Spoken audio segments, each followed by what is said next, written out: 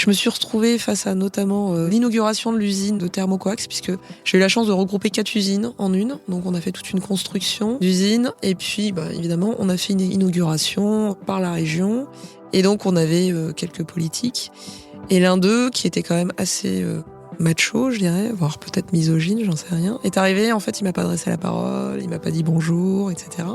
Et puis à un moment donné, il est arrivé sur le plateau technique en disant oh là là, mais c'est quoi cette entreprise, il n'y a pas de femmes, etc.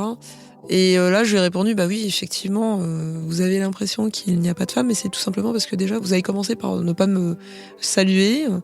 Comme vous n'avez d'ailleurs pas salué ma directrice qualité, etc. Je lui ai dit, vous voyez, on est quand même quelques femmes dans l'entreprise. Et puis je lui ai dit, je vais vous présenter en fait un certain nombre de femmes dans l'entreprise, parce que visiblement, vous avez plus de difficultés à les voir que leurs collègues hommes. L'action, c'est le pouvoir de changer les choses. On devrait avoir 57% de femmes dans les comités dirigeants. On est à 17%. On devient femme de pouvoir. Le pouvoir pour le pouvoir, c'est pas un but. C'est Madame la Présidente. Bonjour Inès. Bonjour Nelly. Alors, vous êtes diplômée de l'École européenne de chimie, polymères et matériaux de Strasbourg et vous avez rédigé une thèse à Montpellier en catalyse hétérogène. Alors, pour celles qui ne savent pas, c'est un des matériaux du banylon. Vous êtes donc doctoresse en chimie. Vous avez fait toute votre carrière dans le secteur de l'énergie et de l'industrie aérospatiale et de la défense, d'abord comme project manager chez Saft, puis directrice de projet chez Ineros, avant de devenir directrice commerciale chez Orej, puis directrice marketing et commerciale et enfin DG chez Thermocoax. Et aujourd'hui, DG de Everaxis, fabricant de composants pour l'industrie aéronautique et aérospatiale. Des univers souvent très masculins, dans lesquels vous avez grimpé les échelons, tranquillement, un à un. Vous venez d'une famille d'ouvriers d'origine maghrébine, ce qui marque aussi votre différence, encore aujourd'hui, qu'il est important pour vous de cultiver, au même titre que de montrer que rien n'est un frein à celles qui souhaitent évoluer à des postes de direction. Je suis ravie de vous recevoir et j'aurais aimé connaître votre vision du pouvoir. Merci Nelly. Alors, ma vision du pouvoir, elle est vraiment, encore une fois, par rapport à ce qui caractérise mon parcours et ce que je suis, c'est-à-dire faire bouger les lignes. Faire en sorte que rien ne soit impossible. Alors, bouger les lignes, c'est dans l'entreprise très important parce que, un dirigeant est toujours focalisé, bien évidemment, sur ses résultats, sur ce qu'il est en capacité de faire en création de valeur. Mais il y a aussi ce côté faire bouger les lignes au niveau de son organisation, de ses salariés, de faire en sorte de les développer. Et c'est vrai qu'aujourd'hui, ça reste ma priorité numéro 1, parce que j'ai la chance d'évoluer dans des environnements où les entreprises vont bien. Ce sont des entreprises qui ont de très beaux produits, une très belle technologie, beaucoup d'innovation. Et à ce titre, c'est vrai que je dirais que ma priorité, après évidemment, c'est tous ces sujets, c'est de pouvoir effectivement faire en sorte de faire grandir mes équipes et à tous les niveaux. Voilà. Concrètement, ça veut dire quoi, faire bouger les lignes, ou est-ce qu'il y a des lignes que vous avez, comme exemple, fait bouger ? Dans le milieu dans lequel je suis, je vois bien qu'il y a vraiment une focalisation sur les résultats, bien évidemment, ce qui est logique. Peut-être parfois sans compter sur le développement, garder énormément de bienveillance vis-à-vis des collaborateurs. Donc ça, c'est pour moi quelque chose de très important, de pouvoir faire en sorte effectivement que tout un chacun trouve son compte dans l'entreprise. Ce n'est plus une entreprise, ce n'est plus un endroit où on vient pour travailler, recevoir entre guillemets son chèque et puis repartir. C'est vraiment un endroit où on passe beaucoup de temps, et à ce titre, il faut que effectivement tout un chacun puisse se sentir à l'aise et puis se sentir épanouir, évoluer. Parce qu'aujourd'hui, on est dans une société où les gens n'hésitent pas à quitter l'entreprise pour partir vers d'autres horizons. Et c'est très bien. Donc, on se doit en tant que responsable d'entreprise de pouvoir effectivement donner un environnement qui permette aux uns et aux autres de rester et de s'épanouir dans cet environnement. Alors, je vais arriver avec mes stéréotypes et puis on va voir comment vous les tuez ou pas. Stéréotypes par rapport aux entreprises dans lesquelles vous travaillez. Entreprises dans l'énergie, notamment Saft qui était une filiale de Total Energy, et d'autres, c'est juste que j'ai Total Energy en tête, et des industries dans la défense, l'aérospatiale. Donc des choses que moi je vois plutôt comme un espèce de corps d'armée. Enfin, il y a quelque chose de très masculin derrière, mais du coup de très descendant et de dangereux aussi. Enfin, l'énergie, ça peut être dangereux. Enfin, selon l'industrie en tant que telle peut être dangereux d'un point de vue sécuritaire. Hein, je parle. Bien sûr. Avec un besoin de règles très strictes. Voilà. Comment est-ce qu'on arrive dans cet environnement et qu'est-ce qu'on fait bouger ou pas comme ligne dans cet environnement, sachant que les produits fonctionnent, comme vous le dites? Alors, je pense que tout ça, on n'y arrive pas comme ça, entre guillemets, dans le sens où il y a un parcours, comme vous le disiez, pas à pas. Moi, pendant mes études, j'étais en classe prépa, on était des promos de 50 et on était 2 filles à l'époque. Donc, l'environnement masculin, je l'ai pratiqué depuis, j'ai envie de dire, toute jeune. Et finalement, je m'y plais bien. J'ai aussi envie que ça bouge, que l'on puisse avoir une féminisation et qu'on puisse avoir beaucoup plus de parité. Parce que c'est vrai que les hommes sont là, ils sont présents, peut-être un peu trop. C'est vrai que l'environnement est très contraignant. Moi, je suis passée mandataire social finalement au moment de mes positions de DG. C'était vraiment un cas de conscience pour moi, de me dire que demain, j'avais une responsabilité qui était physique, humaine, avec potentiellement des risques d'accidents plus ou moins graves. Et c'est pas quelque chose qu'on prend à la légère. Enfin, moi, ça m'a pris vraiment énormément de temps et de réflexion pour me dire, voilà, je vais aller là-dessus, je vais avoir cette responsabilité, et il faut que il faut que je sois légitime, et il faut surtout que je sois en capacité de répondre aux besoins effectivement contraignants, comme vous le disiez, dangereux, pour mes salariés déjà dans un premier temps, mais aussi pour mes clients et pour toutes les personnes qui sont embarquées. Parce que dans l'aéronautique, il y a énormément évidemment de contraintes, et c'est bien normal, du fait que ce soit des avions, donc des personnes qui sont embarquées, donc des vies. Bouger les lignes dans tout ça, c'est effectivement créer une situation où les gens n'ont pas l'impression que tout ce qui est HSE, donc hygiène, sécurité, environnement, ce soit une contrainte pour eux au quotidien. Il faut que ce devienne une deuxième nature. Et ça, il y a une conduite du changement qui est absolument phénoménale à mettre en œuvre, mais qui marche, qui fonctionne. J'ai vu des très très beaux résultats, beaucoup moins d'accidents dans les différentes entreprises où j'ai eu la chance de travailler, justement par rapport à des pratiques que l'on a mis en place et qui sont essentielles. J'avais lu que sur les pratiques de sécurité, quand il y a des femmes qui commencent à arriver, qui se prennent beaucoup plus attention à elles, en fait, qui font plus attention, mais je parle dans les équipes terrain, ça faisait aussi évoluer les mentalités ou les équipes, parce que du coup, il y a une certaine virilité à pas se protéger, qu'on peut voir entre hommes. C'est toujours du stéréotype, mais je vois que ça vous parle. Oui, bien sûr, bien sûr. Comment est-ce qu'on accompagne ça, de dire, en fait, finalement, ce qui est le plus viril, c'est plus de s'occuper de soi et de rentrer chez soi, voir ses enfants, entre guillemets, que de finir avec une jambe en main. Enfin, c'est dangereux, en fait. Donc, là, il faut être extrêmement strict sur ces sujets-là, en fait. Pour être très clair, c'est vrai que la conduite du changement a nécessité d'une part de mettre en place des process. C'est vrai que les femmes sont plus sensibles à ça. Les personnes qui sont les plus touchées, ce restent les ouvriers. Ben oui. Donc, par rapport à ça, il faut vraiment leur faire prendre conscience que leurs équipements, le matériel qu'ils utilisent, etc. Les cutters, par exemple, ça paraît tout simple, mais les cutters, il y a certains cutters qui peuvent être utilisés en entreprise et plein d'autres sont à bannir parce que ils sont extrêmement dangereux. Mais c'est vrai qu'un homme va vous dire, oh ben c'est bon, moi je sais bricoler à la maison, j'ai pas de problème, etc. Ben si. Donc voilà, donc c'est vraiment une acculturation qui prend du temps.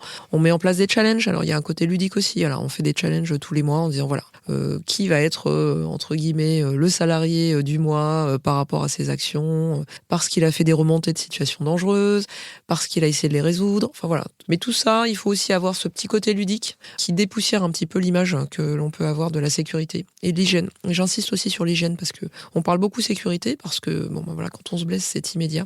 L'hygiène, c'est vraiment la santé. Et moi, dans ma famille, j'ai des personnes qui étaient ouvrières et qui ont des troubles musculo-squelettiques, donc des TMS, qu'ils ont eu au fil de l'eau et pendant une période longue. Et ça s'est fait progressivement. Donc il y a tout ça aussi qu'il faut vraiment avoir en tête. L'HSE, c'est pas que de l'immédiat, c'est aussi protéger ses articulations, toute la partie respiratoire, etc. Donc tout ça, son audition. Parce que moi, j'ai eu énormément de personnes qui refusaient de porter des casques.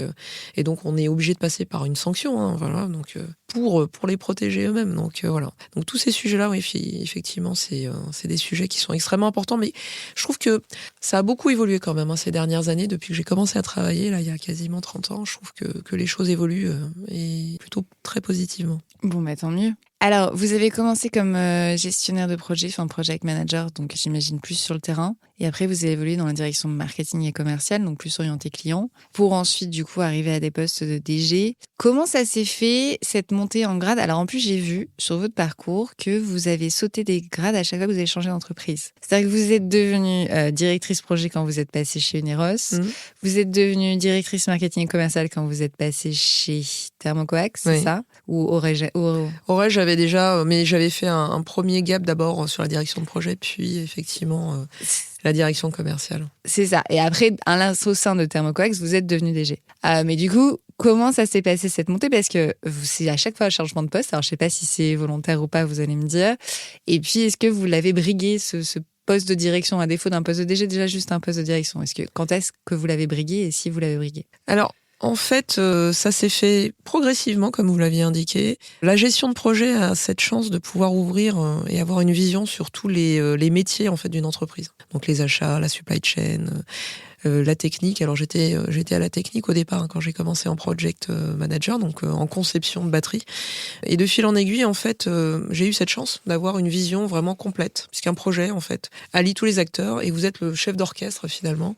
Il y avait une expression que j'aimais beaucoup chez quelques-uns de mes collaborateurs qui me disait « Tu es à la fois une locomotive et une voiture balai ». Et j'aime beaucoup cette expression parce que c'est vraiment ça, c'est-à-dire qu'il faut d'une part tirer l'équipe et en même temps ne pas laisser sur le bord de la route ceux qui peut-être ont besoin d'un peu plus d'accompagnement ou plus de temps pour justement donner l'ensemble à l'équipe. Et c'est vrai que c'est vraiment quelque chose moi qui me touche énormément et où je me retrouve. Et donc effectivement, ça m'a permis finalement de faire du management, de voir un petit peu tous les métiers, même si je les pratiquais pas directement. Et finalement, c'était une étape assez naturelle de dire, je prends un peu plus finalement de responsabilité avec des équipes un peu plus grandes, etc. Ça s'est fait comme ça sur la partie projet. Après, sur la partie marketing et commercial, j'accompagnais déjà beaucoup parce que j'étais sur des produits techniques. J'accompagnais beaucoup les commerciaux en visite client pour justement promouvoir et développer ce qu'on appelle le business développement. Donc je faisais déjà à l'époque du business développement avec les commerciaux, ce qui permettait effectivement de pouvoir essayer d'aller chercher de nouveaux secteurs, de nouveaux marchés. On a souvent été pionniers en fait pour la recherche de nouveaux secteurs. Et donc voilà, donc ça a été aussi un pas qui m'a permis de bien comprendre ce que pouvait être la fonction commerciale et marketing et je dirais quelque part un peu naturellement. J'ai pu aller vers ces fonctions-là puisque finalement le développement commercial reste une partie vraiment complexe quand on va chercher de nouveaux clients avec de nouveaux produits. Voilà. Vous êtes toujours vue directrice? Non. Vous avez commencé à vous voir quand directrice? Quand on me l'a proposé. Ok, on est venu me chercher. Oui, on est venu me chercher sur ce projet-là. Direction de programme, vous étiez déjà au CODIR ou pas encore? Oui, tout à fait. Ok, donc dès votre premier poste de direction, parce que direction de programme, ça peut ou pas être... Absolument. Donc là, vous étiez en CODIR. Comment vous l'avez perçu cette entrée dans le monde des cadres dirigeants? C'était effectivement une nouvelle expérience. Je me suis pas sentie mieux, moins bien.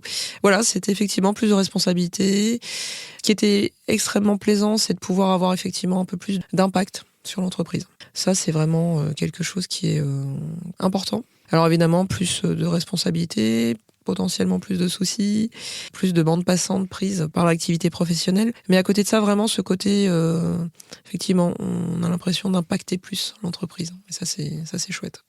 Pour tous vos postes de direction, on est venu vous chercher? Alors, sauf pour le premier poste de direction générale, où là, pour être tout à fait honnête, je me sentais pas du tout légitime.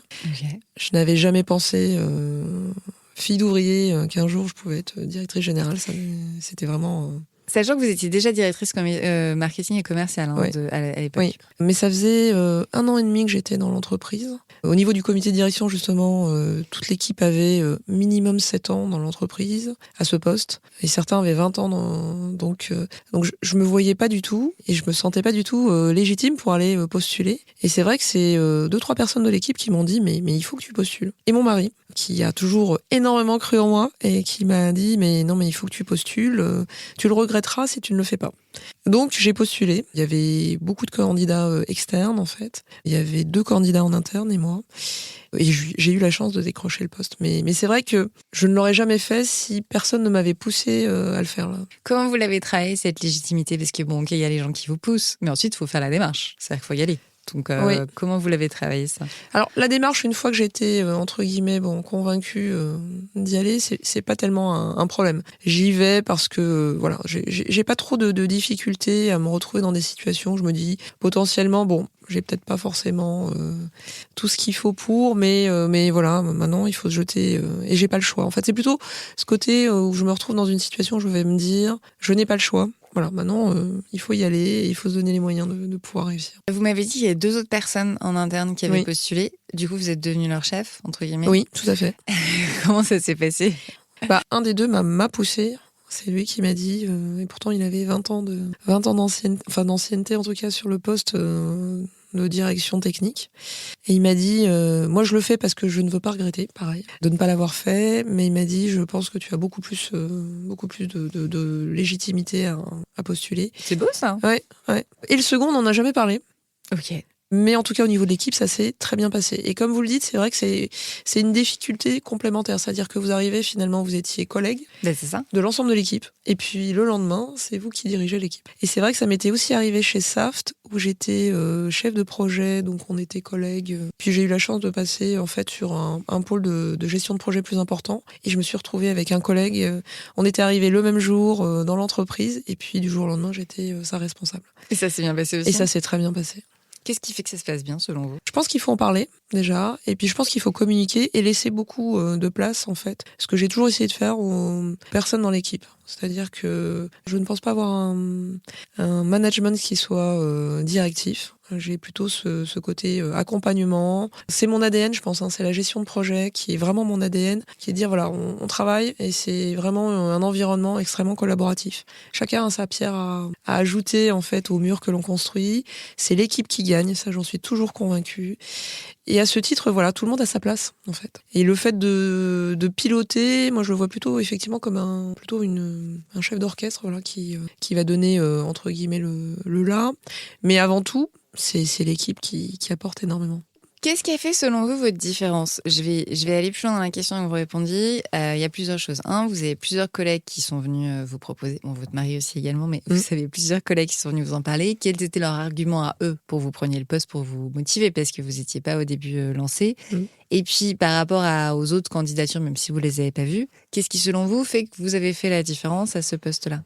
L'argument qui m'était avancé de l'équipe, c'est mon profil qui était plus complet que peut-être ceux qui postulaient. En termes de compétences et d'expertise, c'est ça ? Parce que vous aviez plus balayé de sujets, en fait. Voilà. Okay. Et puis le fait d'avoir aussi, entre guillemets, vu d'autres environnements, d'autres entreprises.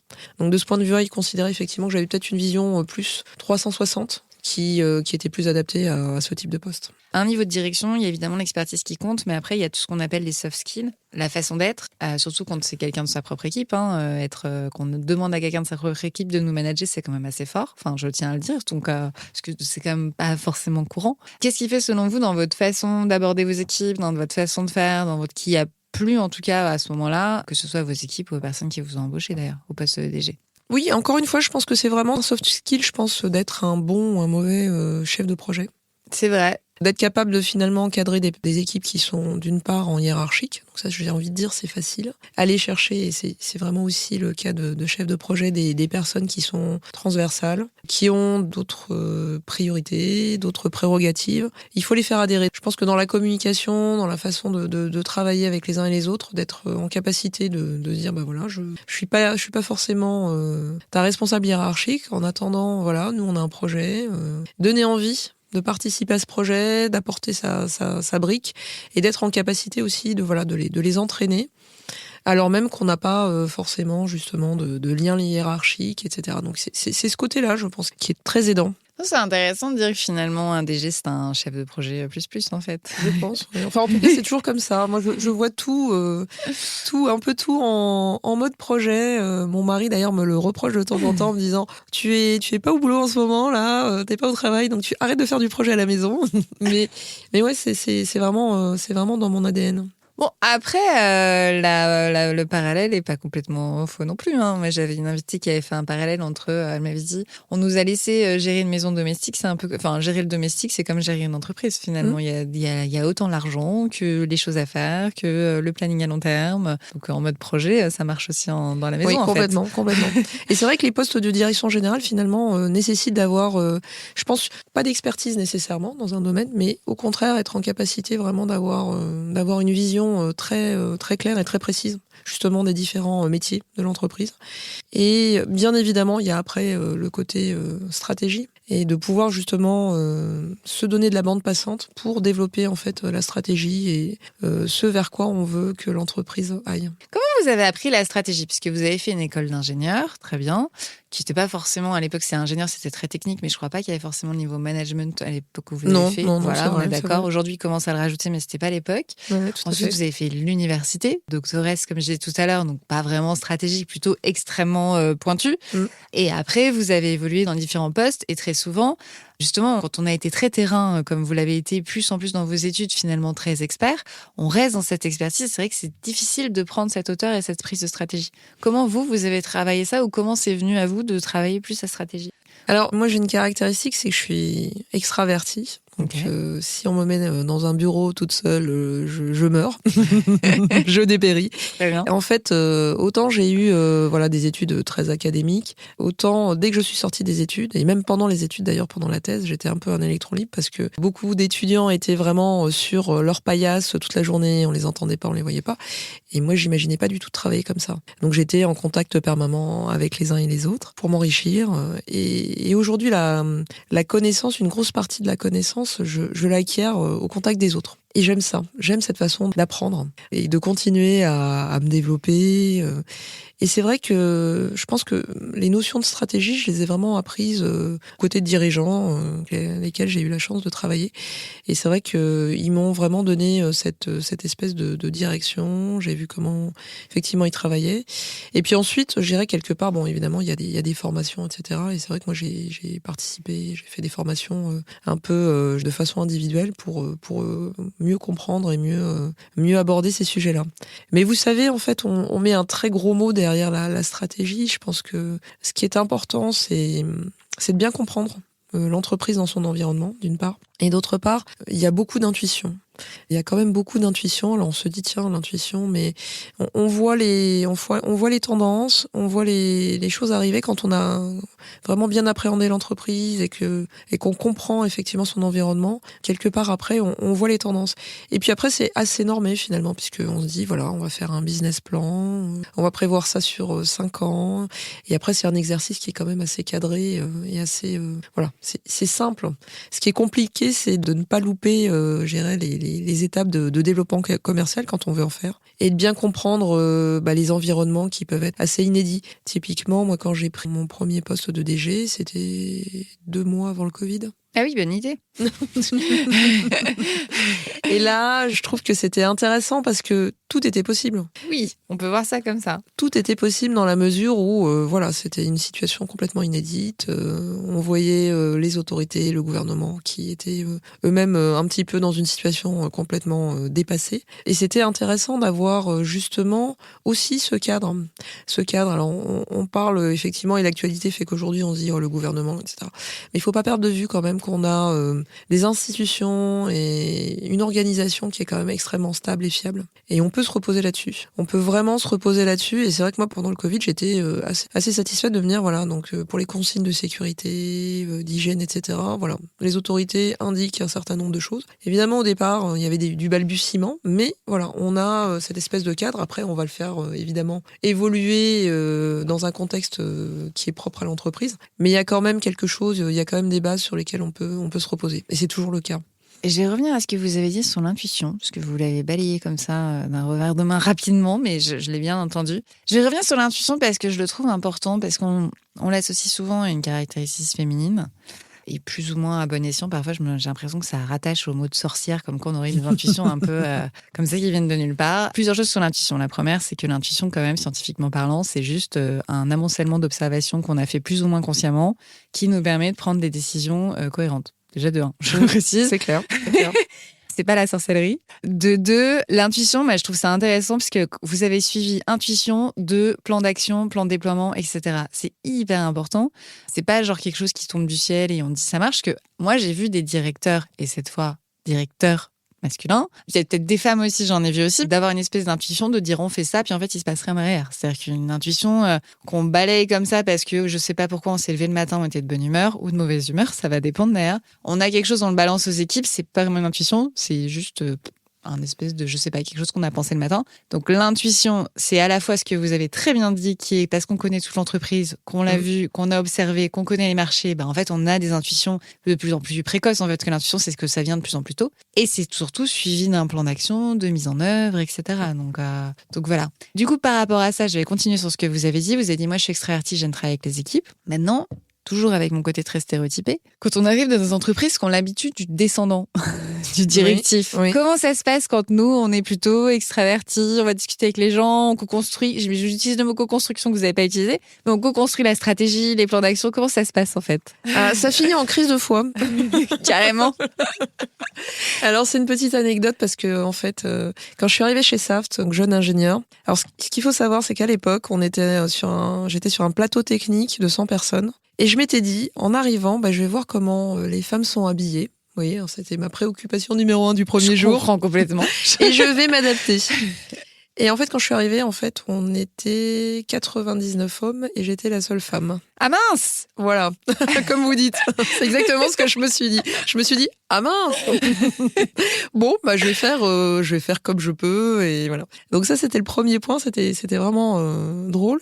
Et donc, attendez, je veux la conclusion quand même avant de continuer. Parce que du coup, vous avez pris quoi? Des habits d'homme ou vous avez trouvé votre style? Parce que... Et entre guillemets, j'ai mis mon style finalement. Vous avez bien fait. Voilà.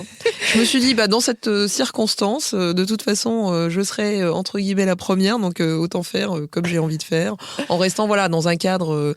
Mais ouais, je me suis adaptée à moi-même. C'est pas mal. Alors pardon, du coup, continuez. Oui, et alors du coup, l'histoire de la crise de foi, c'est parce que donc je suis arrivée sur un site de 800 personnes, avec 600 ouvriers et entre guillemets 200 à l'époque on disait état mais cadres, donc techniciens et cadres.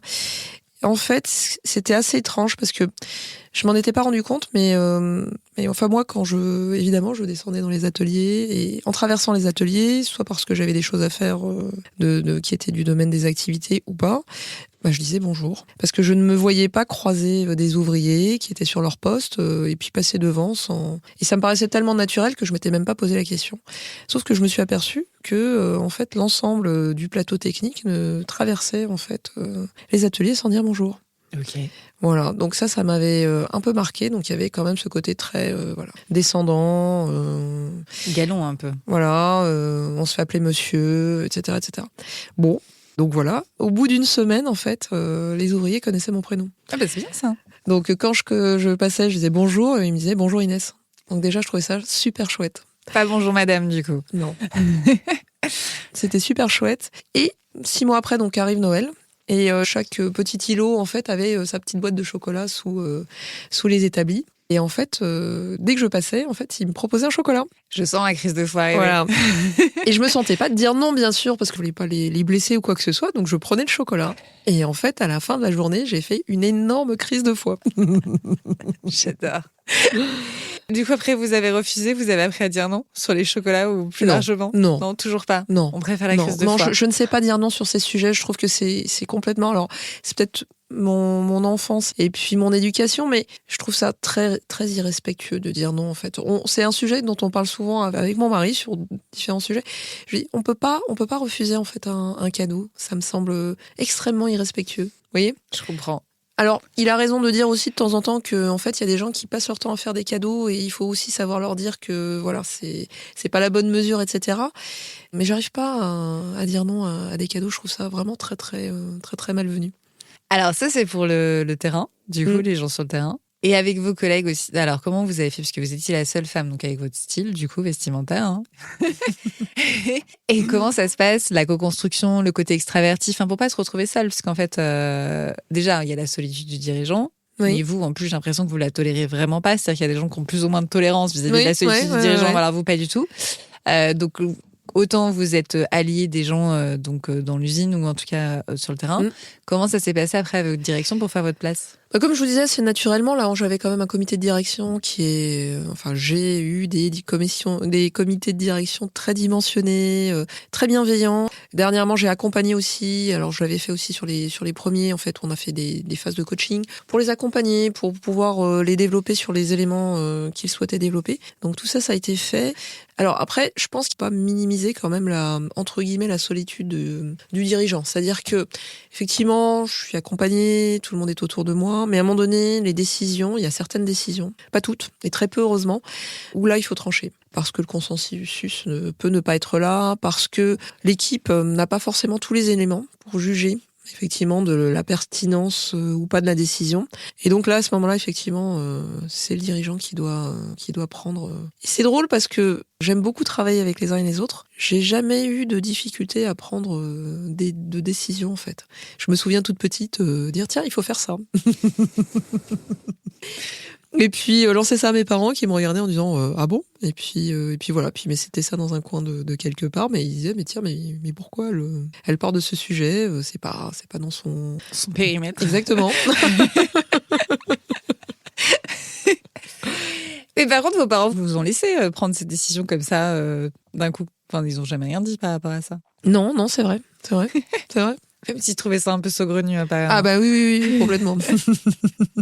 Prendre une décision, c'est hyper important. Enfin, c'est le boulot en fait d'un dirigeant. Enfin, ça va ensemble en fait. Je sais pas, je connais pas l'étymologie des mots, mais ils sont pas très loin, donc il doit y avoir quelque chose. Bon, on parle aussi de décisionnaire, à la limite, de dirigeant décisionnaire. Enfin, quand on prend des décisions, il y a toujours une possibilité de se tromper. C'est parti. Bien sûr. J'imagine que ça vous est déjà arrivé. Oui. Comment ça se passe pour vous quand vous dites en fait avec d'autres éléments ou à refaire, j'aurais peut-être pris une autre décision. Alors, j'ai pas trop de regrets en fait. Parce que je considère que, et alors même en n'étant pas décisionnaire, en fait, tous les jours, on se retrouve face à des choses et on peut commettre des erreurs. Moi, je dis, c'est vraiment ce que je dis à mes équipes, c'est-à-dire que il n'y a que les gens qui ne travaillent pas, qui ne commettent pas d'erreurs. C'est sûr.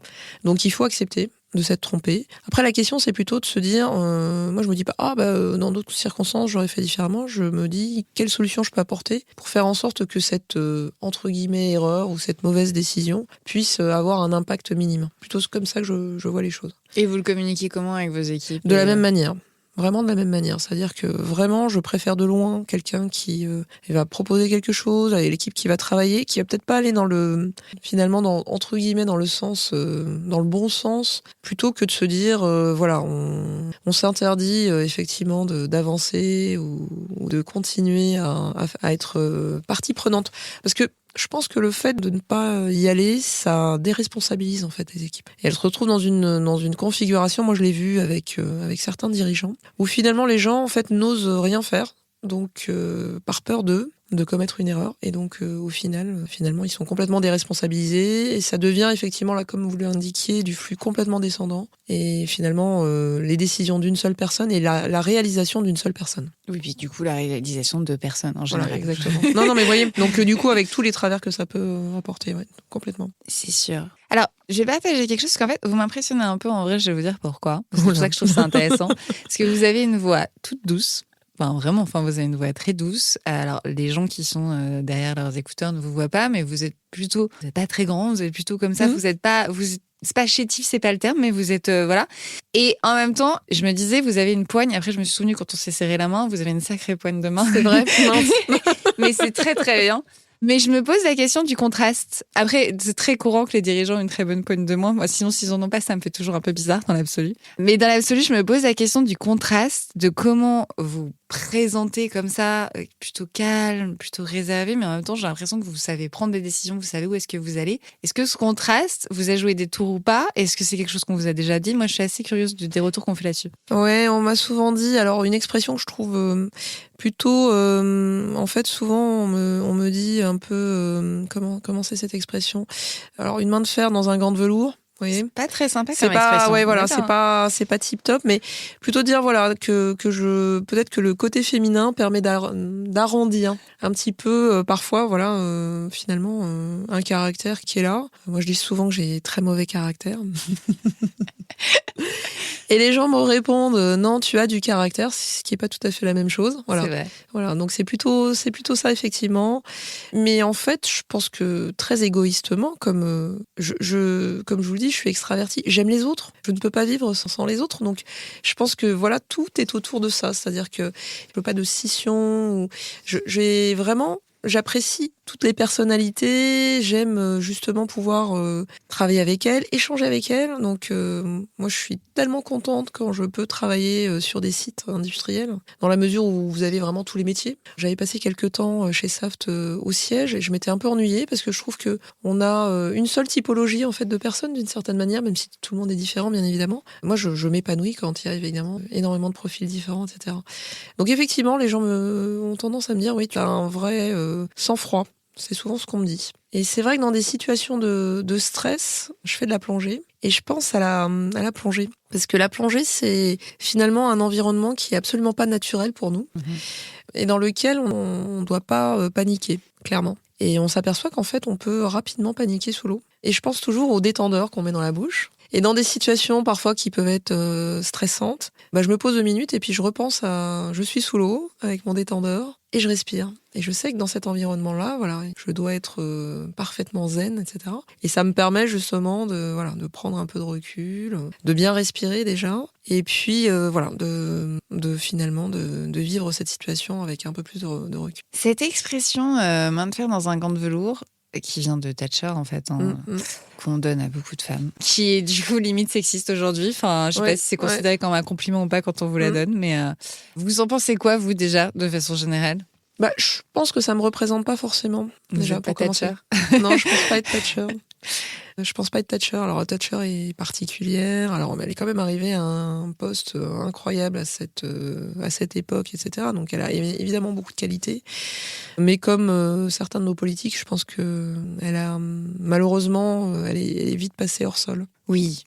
Après, elle était sûrement aussi au début. Enfin, il y a une certaine classe sociale, un certain politicisme qui fait que. Mais pour revenir à main de fer dans un gant de velours, pourquoi selon vous on le donne qu'aux femmes en fait? Parce que moi j'ai jamais entendu ça dire à un homme. C'est vrai. Très honnêtement. Alors est-ce que les dirigeants hommes ne sont pas assez ronds pour qu'on leur donne cette Je sais pas. Je ne sais pas. Je sais pas dire pourquoi effectivement c'est réservé aux femmes, mais. On vous l'a donné dans quel contexte cette phrase-là? Justement. Par rapport à ce que vous disiez, c'est-à-dire comme ça, quand on vous voit, on s'attend pas à ce que vous ayez effectivement du répondant ou du caractère. Je me suis retrouvée face à notamment l'inauguration de l'usine de Thermocoax, puisque j'ai eu la chance de regrouper 4 usines en une. Donc on a fait toute une construction d'usines et puis évidemment on a fait une inauguration par la région et donc on avait quelques politiques et l'un d'eux qui était quand même assez macho, je dirais, voire peut-être misogyne, j'en sais rien, est arrivé, en fait, il m'a pas adressé la parole, il m'a pas dit bonjour, etc. Et puis à un moment donné, il est arrivé sur le plateau technique en disant oh là là, mais c'est quoi cette entreprise? Il n'y a pas de femmes, etc. Et là, je lui ai répondu oui, effectivement, vous avez l'impression qu'il n'y a pas de femmes, mais c'est tout simplement parce que déjà, vous avez commencé par ne pas me saluer, comme vous n'avez d'ailleurs pas salué ma directrice qualité, etc. Je lui ai dit, vous voyez, on est quand même quelques femmes dans l'entreprise. Et puis je lui ai dit, je vais vous présenter en fait un certain nombre de femmes dans l'entreprise, parce que visiblement, vous avez plus de difficultés à les voir que leurs collègues hommes. Donc on a démarré la conversation comme ça, sachant que c'est un politique qui n'a pas du tout l'habitude qu'on lui parle comme ça. J'imagine. Voilà. Et qui, en fait, au bout du bout, n'avait pas apprécié que je n'autorise pas à venir au préalable dans l'entreprise, parce qu'on était en pleine construction, et que pour des raisons de coactivité et de sécurité, il ne pouvait pas venir avec 40 personnes pour faire une visite, là, alors même qu'on était effectivement encore en train de finaliser les travaux. Voilà, donc c'était un retour par rapport à ce refus que j'avais fait de le recevoir, et effectivement, j'ai trouvé ça intéressant. Et à partir du moment où finalement vous vous retrouvez dans cette situation où vous devez un peu sortir, ce que je déteste, parce que je trouve ça dommage, de devoir toujours expliquer que nous aussi, on est capable d'eux, et que j'ai pas froid aux yeux, etc., pour arriver à retrouver un équilibre dans les échanges. Vous voyez, je trouve ça toujours un peu dommage, mais c'est parfois nécessaire. Vous l'avez retrouvé cet équilibre avec cette personne du coup? Oui, après il a commencé à effectivement parler de formation dans la région, qu'effectivement de son côté lui trouvait que cette entreprise était fantastique, qu'il faudrait développer des formations qui s'adaptent à l'entreprise pour que les jeunes de la région puissent bénéficier et pouvoir rentrer effectivement dans l'entreprise. Donc voilà. Mais c'est drôle, il faut d'abord pouvoir en fait sortir un peu les crocs. Non, mais je vois. Je vous posais la question vis-à-vis du contraste entre ce qu'on peut voir et ce que vous êtes, finalement, que j'ai observé. Après, je peux me tromper, mais du coup, c'est intéressant d'avoir votre retour là-dessus. Je vous posais la question parce que la vraie question que je me pose derrière, c'est est-ce qu'on peut être une femme pleinement DG, directrice, et montrer tout son caractère, en fait? Je me pose la question de si vous aviez finalement adopté votre pleine, un peu comme les vêtements, si vous aviez mis vos pleins vêtements, est-ce qu'on peut atteindre ces postes-là? Alors moi, je crois qu'on peut pas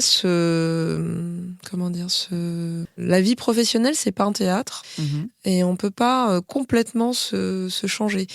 Et je trouve au contraire qu'il est important, quoi qu'on fasse, de pouvoir garder son identité. C'est souvent ce que je me dis en fait en me levant le matin. Je me dis, si jamais d'aventure je me retrouvais dans une situation difficile, alors je pense souvent aux accidents, je me dis, je souhaite être capable de me regarder dans la glace le lendemain. Vous voyez ? Je ferai jamais de compromission. Je sais que mon père avait une expression qui était intéressante. Il disait, mais souvent, tout ça pour ça. Enfin, voilà, moi, c'est un parcours qui a été magnifique. J'ai été gâtée par la vie. En même temps, si vous voulez, il y a eu de l'effort derrière ça. C'est pas tombé tout cru. Et à côté de ça, je me dis, mais voilà, tout ce que tu as fait ne peut pas t'emmener dans une zone de compromission avec toi-même ou avec les autres. Ou d'être dans une situation où tu agirais alors que ce ne sont pas des actions qui sont dans tes valeurs ou que tu supportes et que tu acceptes pleinement. Et pour moi, ça, c'est essentiel. C'est en fait, justement, il faut pas se changer. Il faut pas se déguiser pour aller au travail ou quand on prend une fonction. C'est intéressant ce que vous dites parce que depuis tout à l'heure, depuis le début, vous me dites, moi j'aime les gens, j'ai besoin d'être au contact des gens, moi j'aime bien travailler avec les autres, etc.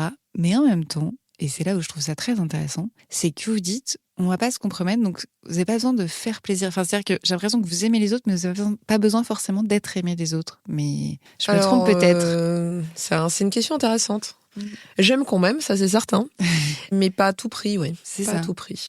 Pour ce que vous êtes, finalement, voilà, parce exactement. que vous n'êtes pas prête à donner. Ouais. Quoi. Et c'est vrai que depuis toute petite, il y a eu des filtres qui se sont faits naturellement, du fait de mes origines sociales ou de mes origines maghrébines. Et je trouve ça intéressant parce que finalement, je me dis, bah voilà, finalement, ça se filtre tout seul. Les personnes qui ne sont pas prêtes à accepter d'échanger avec des gens du milieu ouvrier ou parce que je suis maghrébine, etc.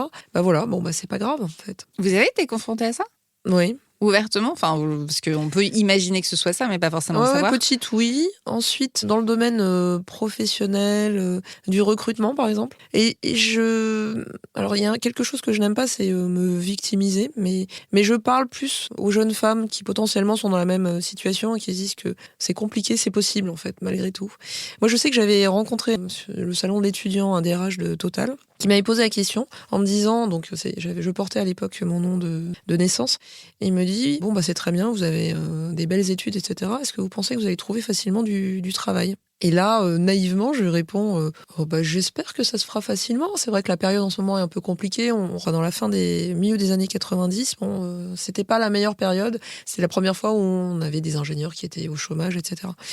Donc je lui dis, écoutez, j'espère. C'est vrai que la situation, il me dit, mais non, mais je vous parle pas de ça. Il me dit, je vous parle de votre nom. Et je lui dis, mais comment ça ? Il me dit, moi, je suis pas du tout dans cette configuration-là, mais sachez que votre CV avec votre nom va vous poser beaucoup de difficultés. Il y a beaucoup d'entreprises qui ne vont pas souhaiter vous recruter. C'est marrant parce que on va vous dire ça pour vos origines maghrébines, on vous dira jamais ça pour une femme. Et pourtant, enfin, je veux dire, il faudrait être tout aussi honnête en vrai. Oui, complètement. Alors, vous, du coup, vous êtes à l'intersectionnalité des deux, accessoirement, mais du coup, il l'a dit comme ça, le but en blanc, et... C'était plutôt, en fait, bienveillant dans la mesure où dire, voilà, soyez vigilante par rapport à ça, parce que ça va potentiellement faire partie des freins. Il y aura des cas de figure où vous ne comprendrez pas pourquoi votre candidature ne sera pas retenue, mais sachez que ça peut très certainement venir de là. Donc, il y a eu cet épisode, et puis il y a eu un autre épisode avec une entreprise qui était dans le labo de thèse où j'étais, qui finançait pas mal de recherches. J'ai passé des entretiens pour eux. Je suis restée quand même 3 semaines en entretien. Donc à l'époque, on faisait, vous savez, de la calligraphie, du psychomoteur, du psycho, de la morphopsychologie. Enfin, il y avait... Ah oui, quand même. Ouais, tout y est passé. J'ai passé 3 semaines quand même. Hein. Donc, on peut se dire, globalement, ils ont eu le temps de me voir.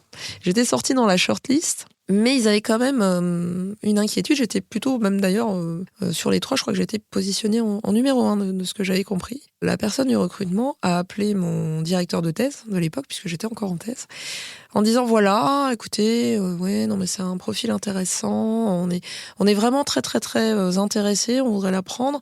Maintenant voilà, donc nous on fait beaucoup de colloques, de séminaires, etc. Et on se posait une question, est-ce qu'elle serait en capacité de bien se tenir à table C'est horrible. avec nos clients, ouais. Oh, Et là, mon directeur de thèse, évidemment, a juste bondi en me disant mais vous plaisantez. Enfin, ça fait 3 semaines que vous l'avez chez vous. Vous l'avez vue sous toutes les coutures, et vous êtes en train de vous demander si elle est capable de se tenir à table. Voilà, donc bon, et donc du coup évidemment, j'ai en fait retiré ma candidature de cette entreprise parce que franchement, ça commençait très très très très mal. Non, mais ça, c'est une belle leçon de vie aussi, hein, finalement, d'arrêter d'essayer de se faire accepter là où vous ne serez pas accepté. En fait, il y a un moment. Bien sûr. Vous avez parlé de votre nom de famille. Moi, je me demandais si, quand vous avez changé votre nom de famille, est-ce que ça a fait une différence? Je trouve aujourd'hui, oui. Ok. Oui. Toujours aujourd'hui, malgré votre CV, malgré. Ouais. Et qu'est-ce qui vous montre ça? Je sais pas comment le dire, je sais pas comment l'exprimer. Parfois, il m'est arrivé de me retrouver dans des entretiens où la personne me regarde parce que bon, j'ai pas la tête d'une Suédoise, mais du coup, je sens un regard qui est un peu différent, en disant tiens, vous appelez Madame Hamon, mais finalement, vous n'êtes pas plus bretonne que moi, je suis suédoise. Je le sens. Okay. Bon, après parfois c'est juste une surprise entre guillemets, mais je me dis bon voilà, ça peut aller dans un sens comme dans l'autre. Si la personne est surprise, si c'est une personne qui est pas ouverte effectivement à recruter d'autres types de profils, effectivement ça pourrait l'arrêter. Il y a tellement d'autres belles choses que finalement vous vous dites bon ok, c'est pas grave. Donc bouger les lignes, ça fait partie de ça aussi. Vous voyez, quand je parle de bouger les lignes, je reviens sur ce fil conducteur. On peut faire différemment. Moi, j'ai rencontré beaucoup d'hommes qui n'étaient pas forcément des dirigeants, mais qui étaient mal à l'aise parce que ils étaient dans la posture. C'est ce dont vous parliez tout à l'heure, se dire voilà, est-ce que jusqu'à quel niveau de posture on doit avoir. Et je me souviens de pas mal de collègues qui me disaient bah oui, typiquement les gens qui ne disaient pas bonjour, c'est pas tous des mauvais bougres. Il y avait beaucoup derrière ça de posture, voilà. Tout le monde fait comme ça, donc je vais faire pareil parce que voilà, je suis pas à l'aise de faire différemment, je me sens pas légitime de faire différemment. Et je pense que cette situation parce que je pense qu'il y a beaucoup de jeunes qui se sentent vraiment dans des situations difficiles pour différentes raisons. Il faut la différence, ça peut être un poids. Et c'est vrai que moi, toute petite, je l'ai vécu un peu comme un poids. Mais rapidement, je me suis dit, mais c'est ma différence et c'est moi et c'est pas grave. Et peut-être que ça peut plaire, vous voyez. Et je l'ai cultivé au fil de l'eau et j'ai surtout souhaité ne pas me mettre dans une posture. C'est vrai que tout le monde parle de posture, de dirigeant, posture de ceci. Non, je pense que ce qui peut fonctionner et qui est d'ailleurs donnant, et c'est aussi bien pour l'entreprise que pour soi-même, c'est d'être le plus authentique possible. Je suis bien d'accord avec vous. Et comment on fait pour travailler l'authenticité? Parce que c'est pas simple. Hein. Vous l'avez d'ailleurs très bien dit tout à l'heure avec cette histoire de vêtements. Hein. Vous avez dit, j'ai attendu de rentrer pour voir un peu sur quel style je m'adaptais. Donc comment? Alors là, du coup, vous avez eu la réponse. Bah, vous n'avez pas eu le choix que d'être authentique. Donc ça simplifie la vie, entre guillemets. Entre guillemets, je parle. Comment on la cultive, cette authenticité? Parce que c'est pas évident, en fait. Bah, je crois que c'est le travail d'une vie, en fait. C'est pas quelque chose où on se dit, tiens, un matin, on se réveille, on est DG, on va être authentique. C'est quelque chose que l'on a développé au fil de l'eau, depuis son enfance, sa jeunesse, et de se dire, bah voilà, après tout, pourquoi pas. C'est par exemple, je pense à des enfants qui doivent se sentir un peu mal à l'aise parce qu'ils sont premiers de la classe, vous voyez. Et puis finalement, bah voilà, on est regardé en disant, voilà, c'est le premier de la classe, il est pas intéressant, et c'est justement d'aller vers les autres, et puis de rompre la glace, et puis de se dire, bah voilà, je ne suis pas que le premier de la classe derrière tout ça, je suis un être humain qui est sensible, qui aime des choses, qui a envie de partager, enfin voilà. C'est tout ça, en fait. Je pense que le contact avec les autres, il est toujours essentiel dans toute situation. Moi, je dis souvent à mes équipes, je vois parce qu'on peut avoir des situations compliquées avec nos clients, par exemple, et je leur dis, mais l'écoute active. En fait, la personne en face de vous va vous donner toute la matière pour être en capacité de briser la glace et surtout de sortir de cette situation qui est conflictuelle. Parce que pour des bonnes raisons, souvent, on peut avoir des clients qui sont très mécontents parce qu'on est très en retard ou parce qu'il y a une problématique technique, enfin bon, différents sujets. La matière est dans la personne qui est en face de vous. Alors moi je leur dis, prenez des notes et puis écoutez-les, écoutez. Et vous allez voir qu'en fait la personne va vous donner toute la matière pouvoir justement lui expliquer, contrecarrer peut-être des idées reçues. Je pense que c'est toujours la distance qui crée une situation difficile. Et donc, justement, être en posture, c'est, je pense, se distancier des autres. Et c'est pour ça que je trouve que c'est intéressant d'être plutôt authentique, de partager. Bon, après, il y a des personnes qui vont vous dire, voilà, on n'a pas envie d'échanger avec vous plus que ça. Très bien. Mais en tout cas, il faut avoir cette démarche. Et puis, dans le monde du travail, on est dans un monde où, de toute façon, quoi qu'il arrive, on n'est pas forcément voué être amis avec tout le monde, ça c'est certain. Mais à côté de ça, on doit travailler les uns avec les autres. Et donc, cet apprentissage d'être comme on aime et de partager et puis d'être bienveillant permet justement, je trouve, de pouvoir effectivement rester comme on est et se faire accepter les autres. L'écoute active, elle est pas évidente, parce qu'on en parle beaucoup, mais il y a un moment, il faut se rendre à l'évidence, ce n'est pas évident. Parce que l'écoute active demande de casser ses propres cadres pour s'ouvrir à ceux des autres. À peu près, je caricature, c'est plus large que ça, mais... Pourquoi je reviens sur l'écoute active ? C'est parce que c'est intéressant que vous le citiez, puis en plus vous le citez maintenant après tout ce qu'on s'est dit. Je me demande finalement, en vous écoutant, si ce n'est pas plus simple de faire de l'écoute active quand on a soi-même dû changer ses cadres un peu tout le temps. Parce que c'est intéressant, parce que vous parlez de ne pas... Alors on n'a pas dit le mot adapter, mais vous avez parlé de mot de posture, vous avez dit une prise de posture, finalement c'est se détacher de l'autre. Il y a quand même un fil rouge chez vous qui est propre à vous, c'est votre côté extraverti, qui est votre lumière dans la nuit, qui fait qu'en toute situation, comme vous êtes extraverti, vous avez besoin des autres, aller vers les autres, c'est votre fil rouge. Ouais. Mais c'est très bien. Quelqu'un qui serait introverti, on aurait un autre, mais du coup, c'est hyper intéressant. Mais du coup, le rapport à l'écoute active, je le trouve vraiment très intéressant parce que, donc, vous avez dit que vous étiez donc de classe ouvrière, du coup, maghrébine. En France, vous avez fait des études d'ingénieur où vous étiez pas beaucoup de femmes. Ensuite, vous avez fait une thèse qui est encore un autre milieu en tant que tel. Ensuite, vous avez passé dans différentes entreprises plus ou moins masculines avec des codes plus ou moins différents. Voilà. En quoi, finalement, c'est positif ou négatif vis-à-vis de l'écoute active ? Parce qu'en fait, il pourrait y avoir deux chemins là-dedans. Ça pourrait être, je sais tellement de choses que j'en sais plus. On pourrait prendre une partie égotique, en fait, de tout ça.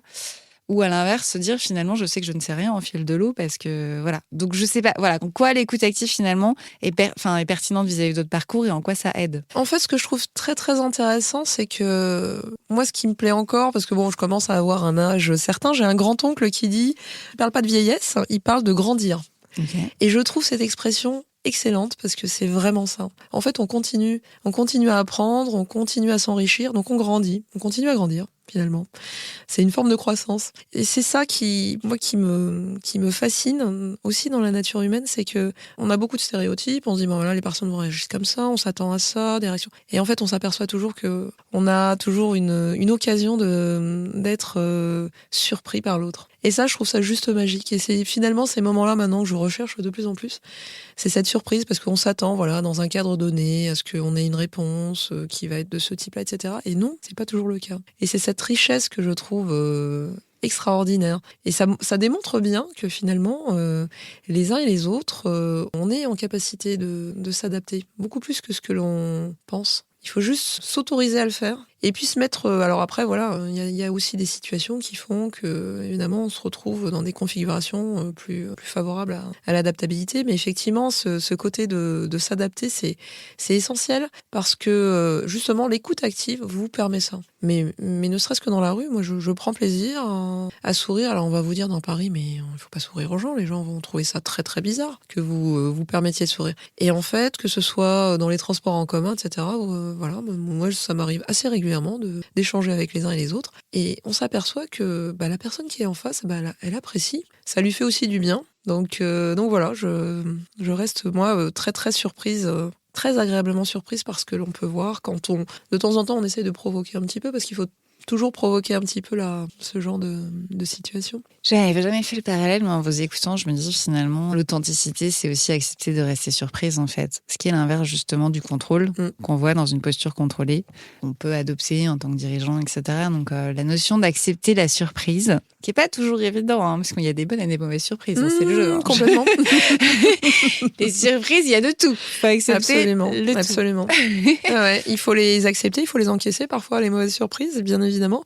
Mais oui, c'est sûr. Les surprises, il faut être en capacité de les accepter. Alors pour ça, c'est encore une fois une forme d'écoute active. Si vous êtes fermé, si vous êtes dans votre téléphone, comme on peut voir beaucoup de personnes dans les transports en commun, la tête dans le téléphone, avec en plus des écouteurs sur les oreilles, vous êtes complètement fermé du monde. C'est vrai. Complètement fermé du monde et de votre environnement. Il peut pas y avoir de surprise. Vous savez pas, hein. Surtout dans les rues parisiennes, hein, tout est possible. Hein. C'est pas faux. En vous écoutant, j'ai un peu l'impression, je me dis, tiens, on est un peu parfois dans le monde de bisounours. Il y a un côté un peu bisounours, je vous embête, mais c'est le côté surprise, écoute, etc.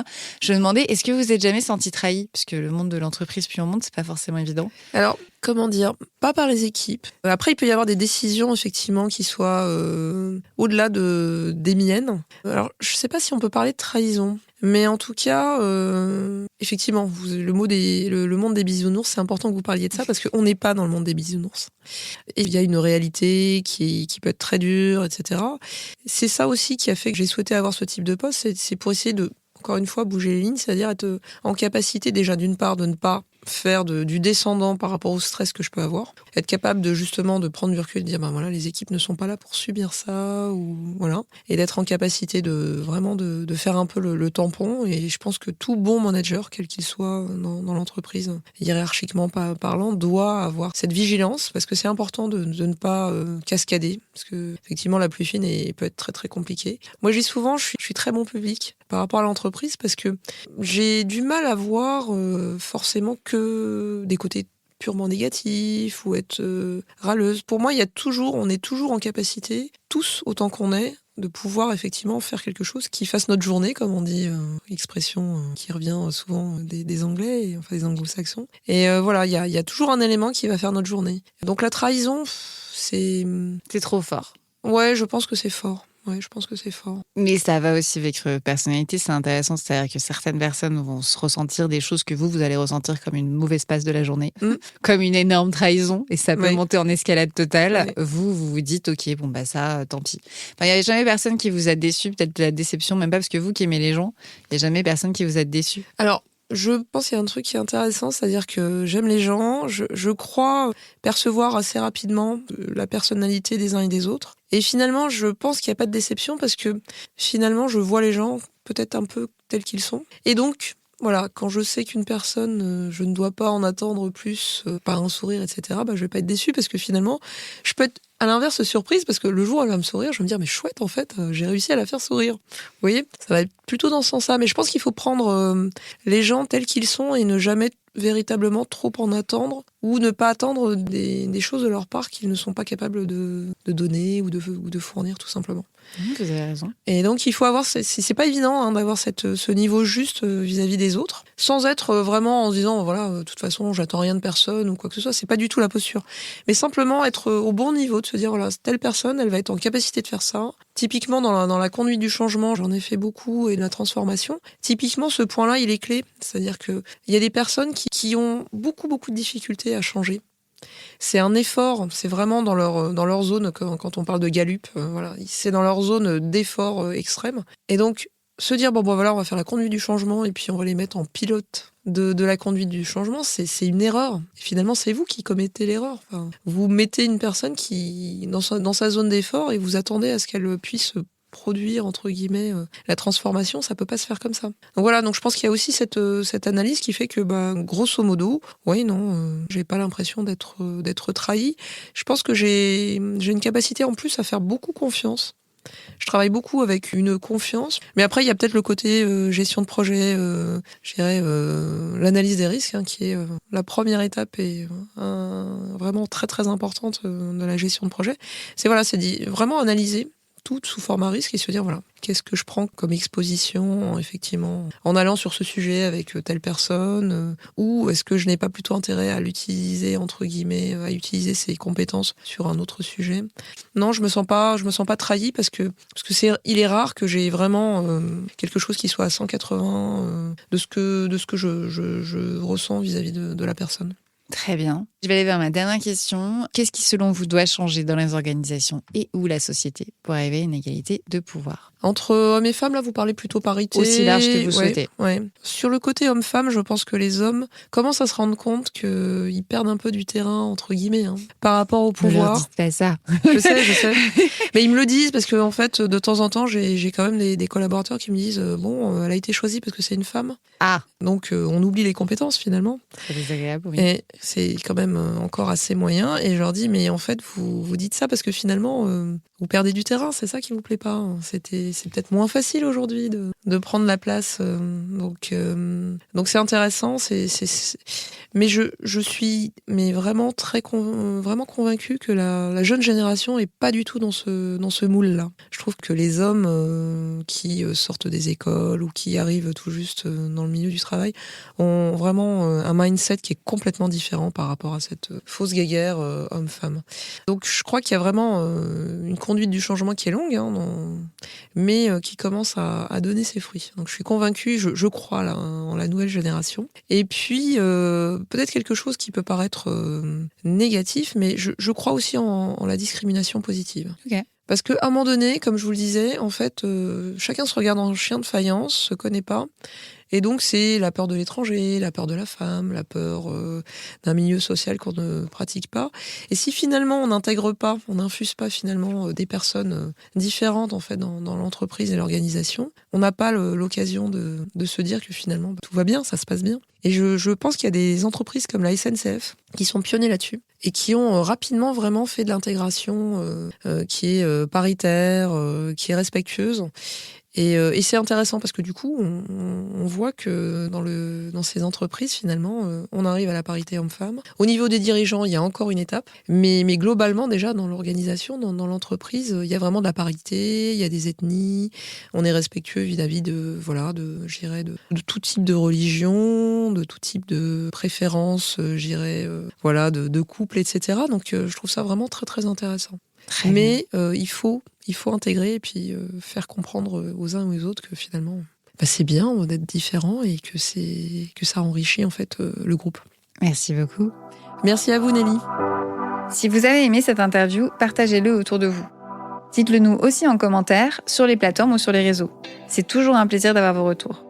Et bien sûr, pensez aux étoiles pour toujours nous donner plus de visibilité. Merci beaucoup et à bientôt.